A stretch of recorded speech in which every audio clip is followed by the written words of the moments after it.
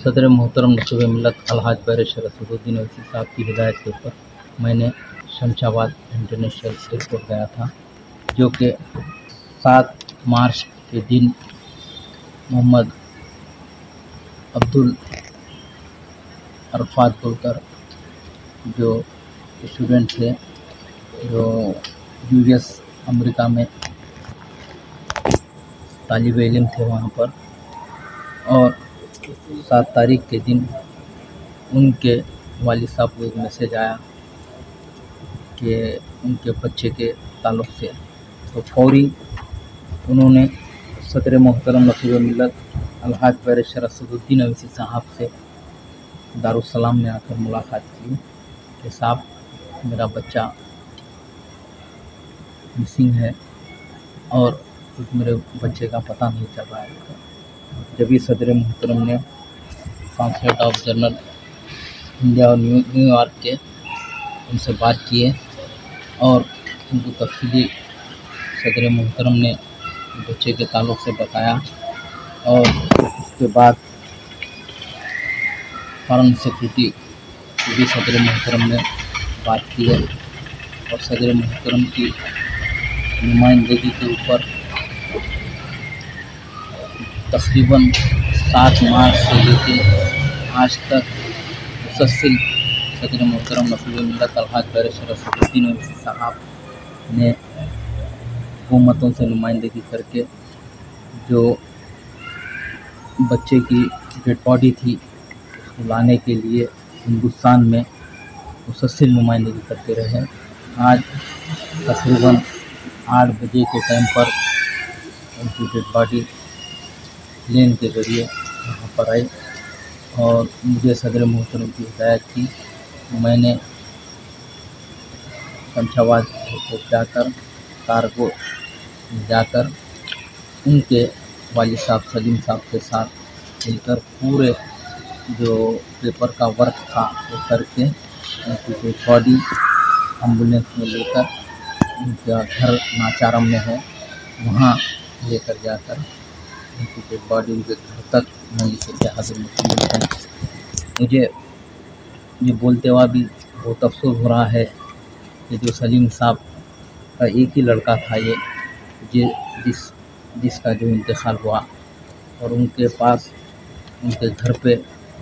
गम का एक पहाड़ गिरा हुआ है। मुझे भी बहुत अफसोस हुआ वहाँ पर जाने के बाद। उनके अफराद ख़ानदान बहुत गम में थे, और मजलिस इत्तेहादुल मुस्लिमीन और सदर मोहतरम नक़ीब मिल्लत अलहाज बैरिस्टर असदुद्दीन ओवैसी साहब कल रात में तकरीबन तहज्जुद के टाइम पे मुझे फ़ोन करके बोले कि रहमत, आप रात में फ़्लाइट आने वाला है और ये नंबर उनके वालिद साहब का है, आप नोट करिए, और वहाँ पर जाकर एयरपोर्ट में पूरे फॉर्मेलिटीज़ करके उनकी डेड बॉडी उनके घर तक पहुँची। मैंने रात भर नहीं सोया, और सदर मोहतरम की जो तड़प थी इतनी रात को, सदर मोहतरम औरंगाबाद में सेक्शन कैंटीन में है, रखते हुआ भी एक दिल में दर्द था आवाम का, और जो बच्चे का जो हादसा हुआ उस ताल्लुक़ से सदर मोहतरम बहुत एक फ़िक्रमंद थे कि उनकी डेड बॉडी यहाँ तक लाना और उनके अफराद ख़ानदान को पहुँचाना। तो सदर मोहतरम की कामयाब नुमाइंदगी के ऊपर ये अरफात की डेड बॉडी उनके अफराद ख़ानदान को हवाले की गई। और एक बात भी मैं बोलना चाहता हूँ, जब कभी भी हिंदुस्तान में जो बैरूनी एरिया में जो रहने वाले जो स्टूडेंट्स हो या कोई कुछ काम के लिए वहाँ पर गए हुए हो,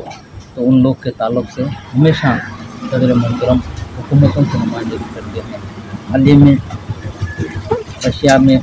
जो बच्चे को गोली मार कर जो बच्चा फौत हो चुका था, उस ताल्लुक़ से भी